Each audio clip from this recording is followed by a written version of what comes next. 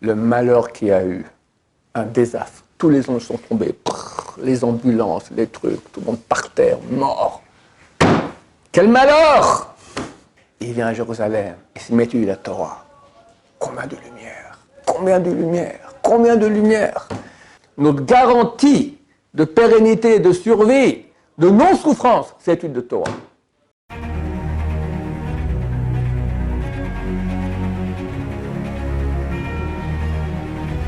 Ce jour dédié pour l'élévation de l'âme de Maurice Moshe Ben Elazar, donc aujourd'hui l'anniversaire du décès. Les parachutes que nous sommes en train de lire actuellement, donc on passe du déplacement du peuple d'Israël dans le désert. Et il y avait donc les 12 tribus, et au centre il y avait la tribu de Lévi. Et lorsque le premier quart dirigé par la tribu de Yehuda commençait à marcher, alors les Lévim, les Kohanim rentraient dans le temple et commençaient à tout démonter. Les 3 fils de Lévi, dans l'ordre de leur naissance, Gershon, Kehat et Merari, chacun portait différentes parties du sanctuaire. Kehat, qui n'est pas l'aîné c'est Gershon, lui il portait les choses les plus saintes, c'est-à-dire le tabernacle avec les tables de la loi, la menorah, le candélabre, tous les ustensiles du saint et du saint des saints. Et c'est une chose assez bizarre, pourquoi? Parce qu'on sait que la Torah donne la priorité à l'aîné. La Torah dit que c'est quelqu'un, il a 2 femmes, à l'époque c'était une chose courante, les gens avaient plusieurs femmes, une qu'il aime et une qu'il n'aime pas, d'accord? Et manque de peau, c'est celle qu'il n'aime pas et qui lui a fait le premier fils. C'est son aîné. Et après, la deuxième qu'il aime beaucoup, elle lui fait un deuxième fils. Lui dit, écoute, t'en fais pas, à l'héritage, je donne, l'aîné il a toujours le double par rapport aux autres, je donnerai le double à ton fils, à toi, pas à celle-là qui me casse les pieds toute la journée. La Torah dit c'est interdit. Celui que t'aimes pas, le fils de celle que tu n'aimes pas, c'est ton aîné, que tu veuilles ou tu ne veuilles pas, c'est lui qui aura le double. Donc on voit que la Torah met un accent super important sur honorer le fils aîné. Or là, l'aîné c'est Gershon, et lui il va transporter les poutres, d'accord, les tentes, des choses super lourdes et fatigantes, alors que le saint des saints, tous les ustensiles vraiment saints, ça sera le deuxième fils, Kehat. Pourquoi c'est Kehat? J'ignore. En tout cas, ce que nous voyons, c'est que lorsqu'on va citer dans la Torah qui porte quoi, le premier qui est cité c'est Kehat. Bien qu'il n'est pas l'aîné, pourquoi on le cite en premier? Parce qu'il porte le tabernacle qui contient la Torah. Dans le tabernacle, il y avait 2 choses. Il y avait les tables de la loi, et il y avait aussi à côté le rouleau de la Torah, ce que Moshe Rabbeinu avait écrit. Les gens posent la question, mais à cette époque-là, on parle maintenant, donc on a première année après la sortie d'Égypte, 3 mois après la sortie d'Égypte, il y a don de la Torah, mais on a encore 40 ans dans le désert, qui n'ont pas encore eu lieu. On est avant les 40 ans. Or, la Torah raconte ce qui se passe durant les 40 ans. La réponse est que Moshe Rabbeinu, donc il est au mont Sinaï, il écrit toute la Torah depuis Bereshit, la création du monde, l'histoire de nos ancêtres, Abraham, Isaac, Jacob, etc., descendant d'Égypte, esclavage, sortie d'Égypte, jusqu'à Parashat Yitro, où là-bas on raconte le don de la Torah. Et après, pendant les 40 ans dans le désert, de temps à autre, Dieu se dévoile à Moshe, il dit écris, et il continue à écrire comme ça, jusqu'au moment où il va écrire sa propre mort, les 8 derniers versets de la Torah, où il raconte sa mort. Alors il ne peut pas mentir, il ne peut pas écrire Moshe est mort, il est en train d'écrire, d'accord? Alors il a écrit Bedema. Bedema, c'est qu'il a écrit, toutes les lettres étaient réunies ensemble, sans les séparations, donc c'est illisible. Et après, donc c'est quand même lui qui a écrit, parce que toute la Torah est écrite par Moshe. Après, Yoshua est venu, son second, Yoshua, qui a donc continué, c'est le continuateur de la mission de Moshe, celui qui a fait rentrer le peuple d'Israël en terre d'Israël, et lui a séparé les mots de ces 8 versets pour que ça devienne lisible. Donc, Moshe Rabbeinu écrit la Torah jusqu'à Parashat Yitro. On fait quoi ce rouleau? Ce rouleau se trouve dans le tabernacle, dans ces sortes de boîtes, d'accord, de bois, mais entouré d'or massif, avec les chérubins. Et c'est donc la tribu de Kehat qui portait cela. Pourquoi? Parce qu'il y a la Torah. Et la Torah passe avant tout. Et ça, j'aimerais bien mettre l'accent là-dessus. À quel point la Torah est importante. On verra que d'où la Torah a-t-elle su, d'où Moshe Rabbeinu a su que d'abord on fait passer Kehat, bien que ce n'est pas l'aîné, vu qu'il a la Torah. Alors, la réponse elle est qu'on a copié ça de notre ancêtre Yaakov Avinu. Yaakov Avinu, il est malade, il va mourir. Et on dit à Yosef, ton père est malade. Yosef prend ses 2 enfants, Ephraim et Ménaché, et les amène pour que Yaakov les bénisse. Bracha de Yaakov Avinu, c'est le top, d'accord. Alors Yosef fait venir les deux enfants comme ça. À la droite de Yaakov, il met Ephraim, qui est le fils aîné, et à la gauche de Yaakov, il met Ménaché, qui est le cadet. Et Yaakov Avinu, cric, il croise les bras. Yosef lui dit, papa, non, il veut enlever le bras. Tu ne sais pas que ce bras-là, il s'est battu contre un ange. Yaakov lui dit, ça va, je sais ce que je fais, t'en fais pas. C'est vrai que l'aîné, donc Ephraim, il va réussir. Il y aura dans ses petits-enfants, il y aura Gidon, un des grands juges d'Israël qui va sauver le peuple d'Israël. Mais je mets quand même ma main droite, qui bénit plus. La main droite a plus un poids de bénédiction que la main gauche. Sur Ménaché, qui est le cadet, pourquoi? Parce que de lui sortira, c'est le contraire. Ménaché, c'est l'aîné, Ephraim, c'est le cadet, parce que de Ephraim sortira Yoshua. Yoshua, comme je dis, qui est le second qui va succéder à Moshe. Et non seulement donc il va faire la conquête d'Israël, mais surtout il va enseigner la Torah au peuple d'Israël. Alors, aller sauver le peuple d'Israël, c'est très bien. Gidon, c'est un juge, c'est très bien. Mais enseigner la Torah, il n'y a pas plus grand que cela. On doit commencer à comprendre ça, parce que les gens, beaucoup, ils pratiquent, ils font le Shabbat, ils font Kippour, ils mangent kasher, ils font les brachot, ils font la tzedaka. Études de Torah, bon, par-ci, par-là, de temps en temps, un petit cours vidéo comme ça, mais ils ne comprennent pas à quel point c'est vital. Le Nefesh HaChaim, c'était le Rabbi Chaim de Vologine, l'élève du Gaon de Vilna. Il a écrit un livre qui est d'ailleurs traduit en français, je recommande la lecture, c'est un livre de pensée profonde. Nefesh HaChaim, l'âme de la vie. Là, le chapitre 4, il y a 4 portails. Le 4e portail parle que de l'importance d'étude de la Torah. C'est phénoménal ce qu'il écrit là-bas. Il dit, si on prend toute la Torah, on prend toutes les mitzvot, on met sur une balance, on met un mot de Torah dans l'autre côté de la balance, le mot de Torah, il vaut plus que toutes les mitzvot réunies. Les mitzvot sont comparés dans le traité Sota, sont comparés à des bougies. Chaque mitzvah, c'est une bougie, alors que la Torah est comparée à la lumière elle-même. Chaque mot de Torah équivaut aussi à 113 mitzvot réunies. Le Rav Israël a fait le calcul qu'on peut en une minute lire 200 mots de Torah. Donc, tu fais 200 fois 613. Combien ça fait, messieurs? Beaucoup. Quand c'est Shabbat, ça vaut fois 1000. Quand c'est dur, ça vaut au moins fois 100. Si pas tout le monde arrive au shiur, tu prends le mérite des autres, etc. Tu peux arriver à des milliards de mitzvot par une heure de Torah. Et dans son livre Nefesh HaChaim, il répète là-bas le Rav plusieurs fois. Il écrit, quand quelqu'un est en train d'étudier la Torah, alors il est vivant. Quand il arrête d'étudier, il devient un mort ambulant. Met mitaler, un mort qui marche. Mais mort! Pourquoi? Parce que tout meurt. Tout va mourir. D'accord? Cette table-là, elle a combien de temps d'espérance de vie? Allez, 20 ans, 30 ans. Nous, pas grand-chose. Le bâtiment, allez, 2 siècles. La Lune, le Soleil. Les astrophysiciens disent que dans quelques milliards d'années, il n'y a plus rien.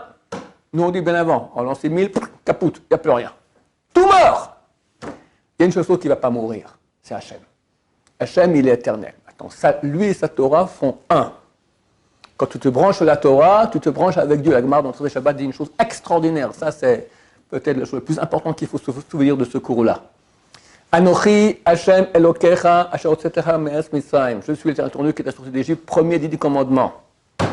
Anochi, c'est 4 lettres, dit la Gemara. Aleph, dans votre sens, Aleph, Nun, Kaf, Yud. Ce sont les initiales de. Pourquoi Hachem il a dit Anochi, je suis l'Éternel ton Dieu. Il dit Aleph, c'est Anna, je. Nafshai, mon âme. Ktavit, j'ai écrit. Yehavit, j'ai donné. Anochi sont les initiales de ces mots-là. J'ai écrit mon âme et je l'ai donné.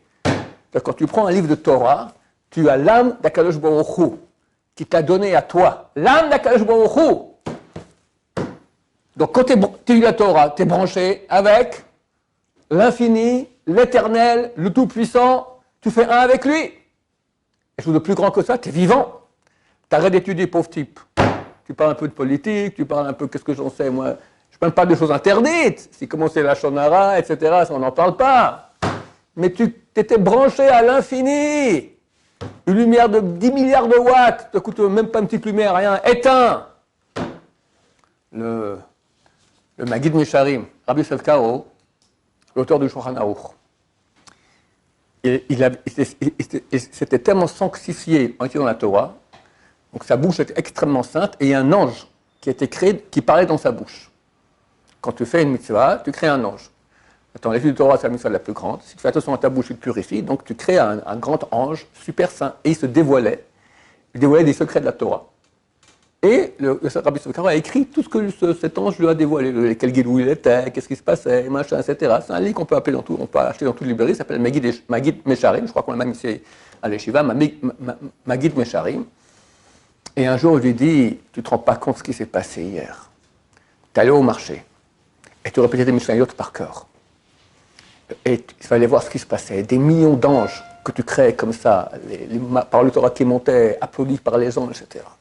Tout à coup, tu t'es arrêté et tu as dit combien ça coûte le kilo de patates?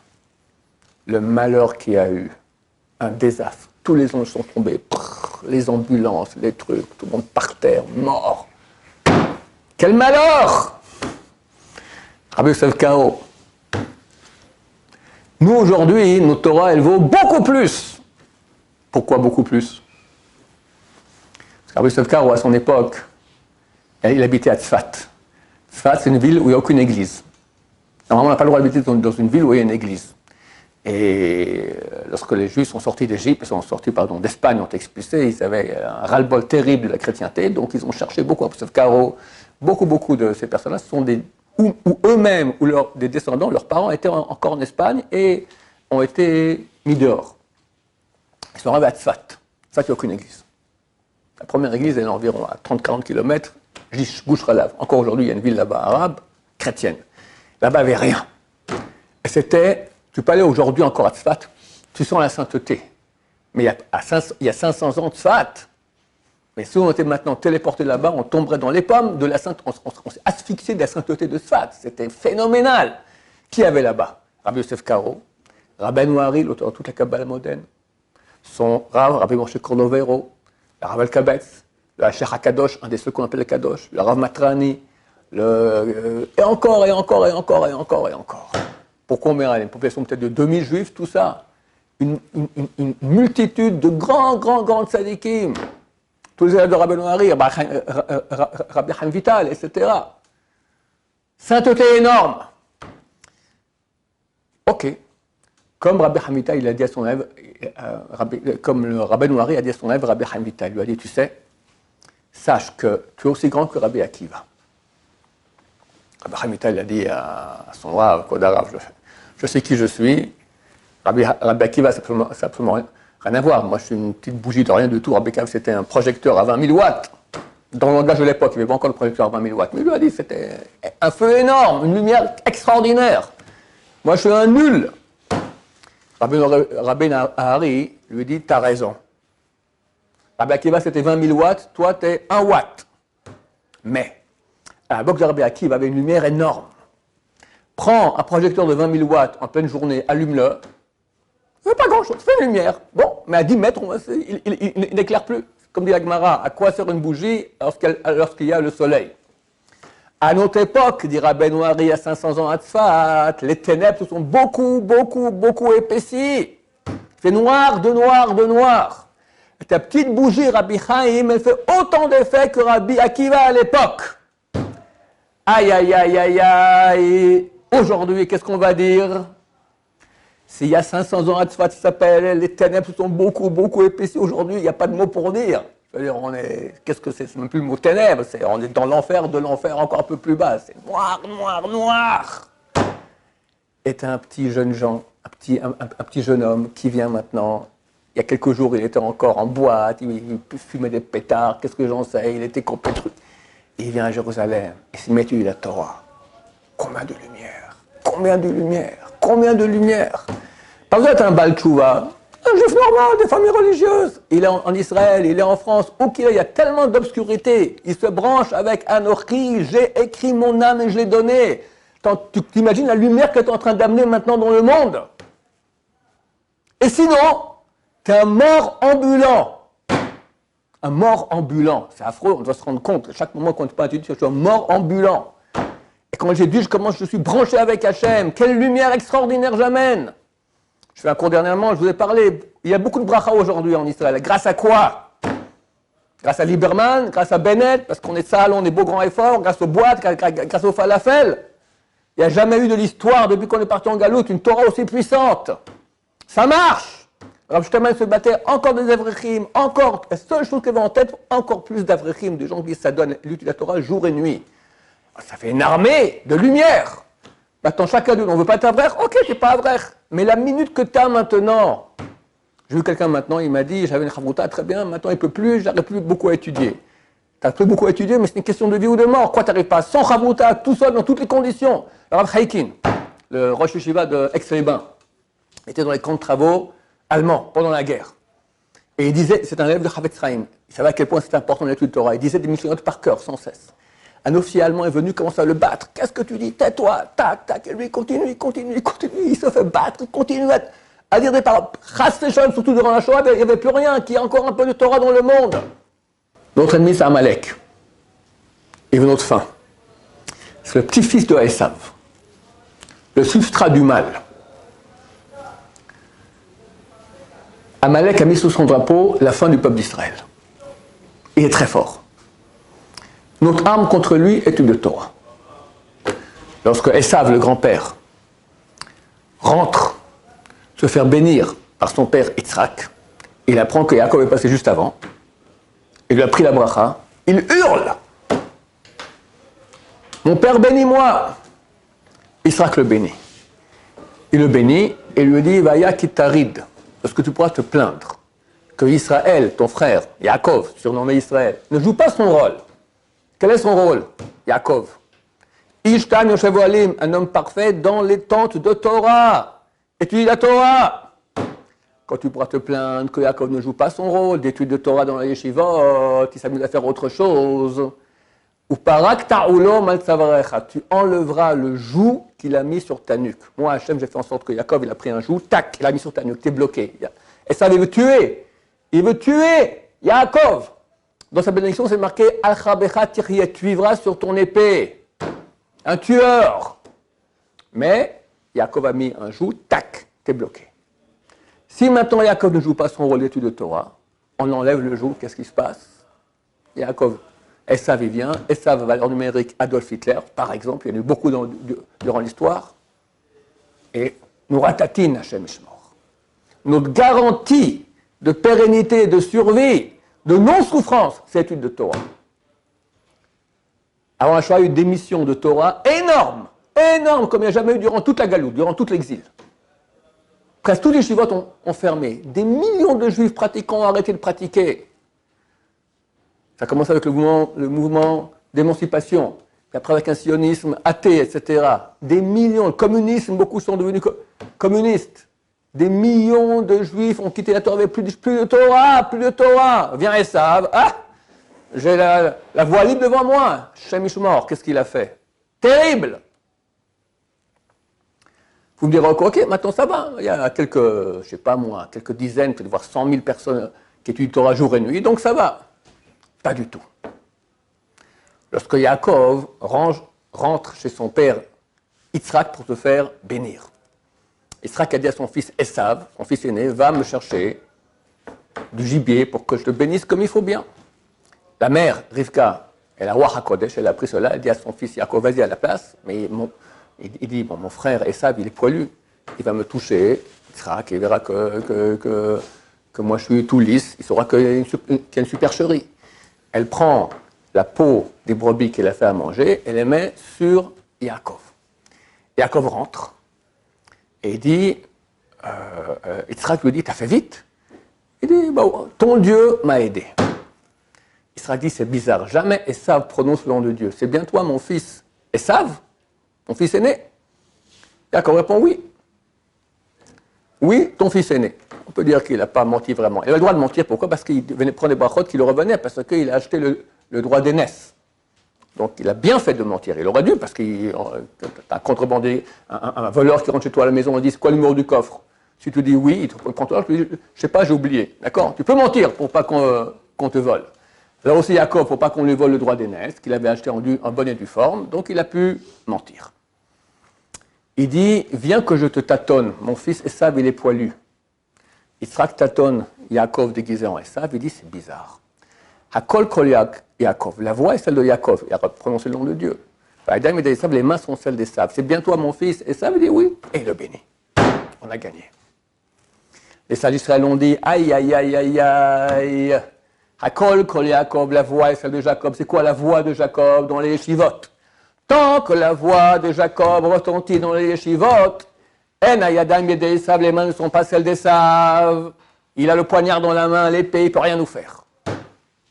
Une dracha, un sens allégorique qu'ont donné les sages d'Israël sur cette phrase-là. Regardez, il y a quelque chose qui cloche dans cette dracha. Pourquoi? Qu'est-ce que dit le texte? Le texte, il dit comme ça, il dit la voix est celle de Jacob, les mains sont celles d'Esav. Bien, les sages d'Israël disent tant que la voix de Jacob, tant que la voix qu'on entend est la voix de Jacob, on l'entend bien, elle retentit, les mains ne sont pas celles d'Esav. C'est le contraire du texte. Le texte dit la voix est celle de Jacob et les mains sont celles d'Esav. Toi, tu dis quand la voix est celle de Jacob, les mains ne sont pas celles d'Esav. Comment tu peux aller contre ce qui est écrit? On peut faire une dracha, un sens allégorique, mais pas aller contre ce qui est écrit. Quand il y a la voix de Jacob, il y a les mains d'Esav. Quand tu dis quand il y a la voix de Jacob, il n'y a pas les mains d'Esav. Comment tu peux dire une chose pareille? Aïe, aïe, aïe, le gars de Vilna, il donne l'explication. Il dit le mot hakol, comment on l'écrit? Kol, kouf, vav, lamed. Là-bas, c'est marqué deux fois hakol. Hakol, kol Yaakov. Le deuxième écrit comme ça, kouf, vav, lamed. Le premier est écrit sans le vav.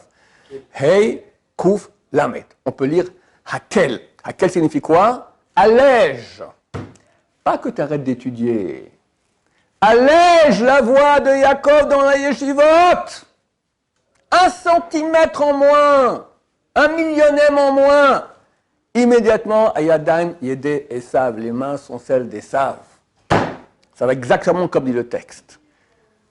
Tant que la voix retentit, à fond, les mains ne sont pas d'Esav. Il y a un peu moins, proportionnellement, déjà, on donne de la force à Esav. À Dieu ne plaise. Comprenez quelle responsabilité on a en tant que juif. Chaque seconde de brancher avec Hachem, étudier. Aujourd'hui, le Esav, il y a le Esav des Goïm, il y a aussi le Esav du peuple d'Israël. Les deux sont appelés Amalécites. Donc, il y a 5 sortes de Hérav, comme ça dit le Zohar, page Bereshit 25.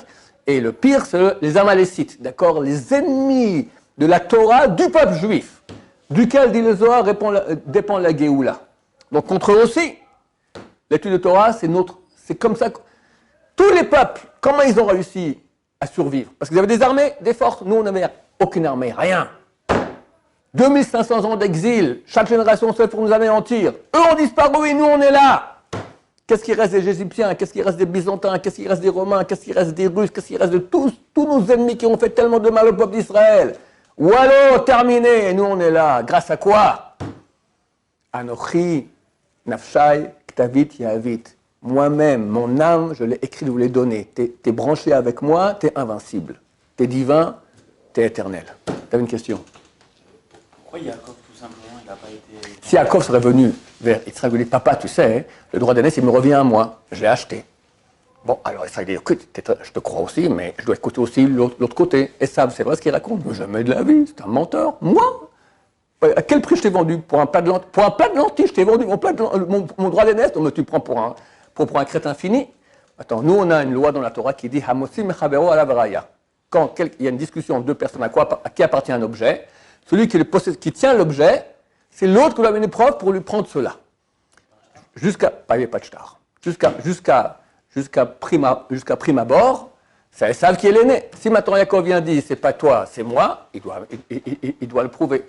Il n'y a aucun moyen de faire en sorte que le droit d'aînesse revienne que la bénédiction de l'aîné revienne à Yaakov, si ce n'est qu'il la prenne de droit. Baruch Adonai, l'olam, amen va amen.